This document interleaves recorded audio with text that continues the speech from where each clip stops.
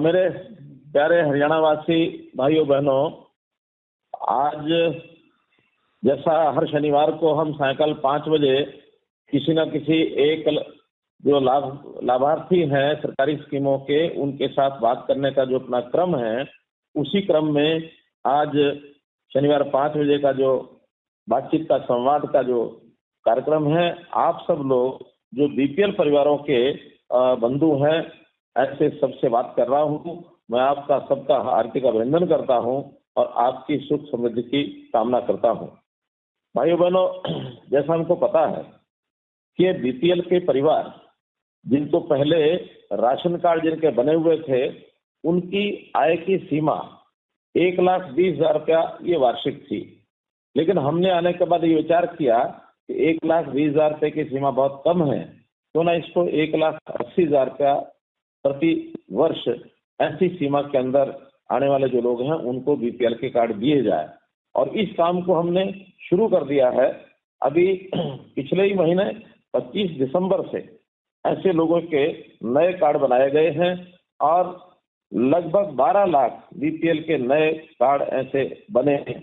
अभी इन परिवारों की कुल संख्या, पहले वाले परिवार और अब नए मिलाकर लगभग 31.5 लाख परिवारों को घर बैठे बीपीएल के कार्ड जिनको मिल गए हैं, वो इसका लाभ उठा सकते हैं।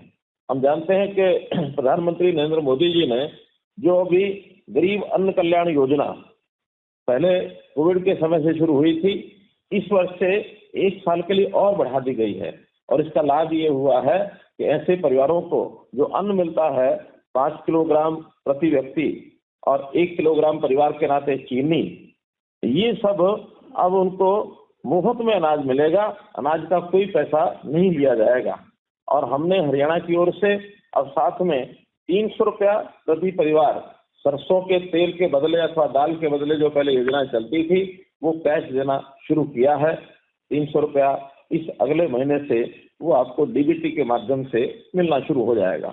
अब न केवल राशन, बल्कि हम लोगों ने ऐसे गरीब परिवारों के लिए मुफ्त इलाज की व्यवस्था, मुफ्त शिक्षा की व्यवस्था, उनको रोजगार कैसे ज्यादा से ज्यादा लोगों को मिले ताकि उनकी आय बढ़ सके, उनको पक्के घर यानी हर सिर के ऊपर छत मिले, ऐसा गरीब परिवारों के लिए प्रधानमंत्री आवास योजना ये भी शुरू की गई है।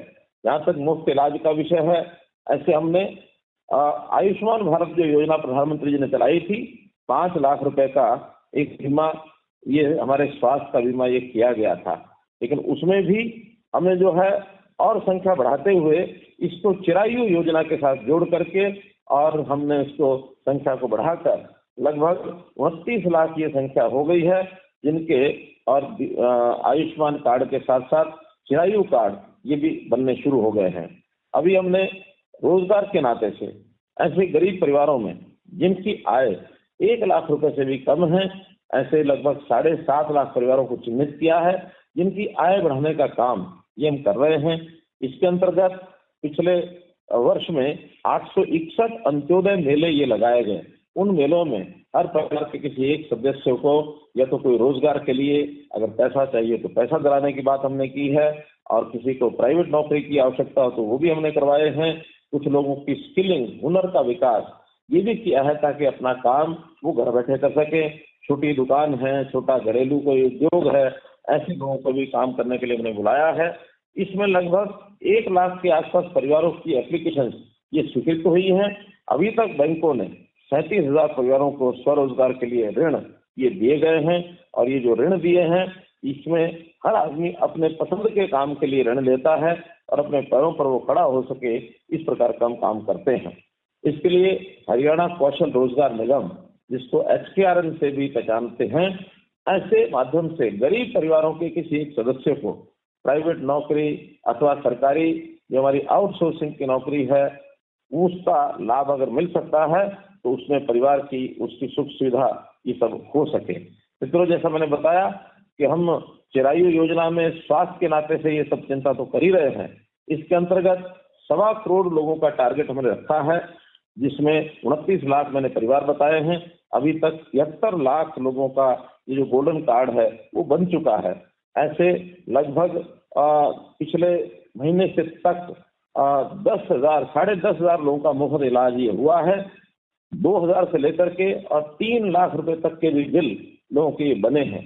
इसमें सरकार का 19 करोड़ रुपया अभी 21 नवंबर के बाद जब से योजना शुरू हुई है, पिछले साल 2022-21 नवंबर आज तक 19 करोड़ 13 लाख रुपए का सरकार ने भुगतान ये सब अभी तक किया है।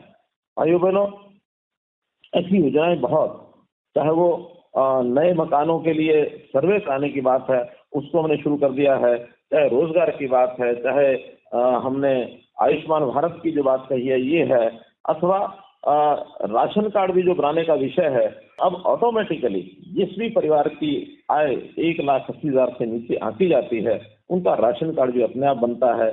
उनकी जन्म मृत्यु का जो डाटा है ये भी सबका परिवार पहचान पत्र के अंतर्गत अब ये डाटा तैयार हो गया है। किसी को भी सर्टिफिकेट चाहिए, घर बैठे अपना वो सर्टिफिकेट प्राप्त कर सकता है। जो हमारे वरिष्ठ नागरिक हैं, बुजुर्ग हैं, 60 साल की उम्र होते ही उनको भी जो पेंशन बनने लायक जिनके होते हैं, वो पेंशन उनकी घर बैठे बनती है। इसमें कहीं कोई कठिनाई नहीं आती है।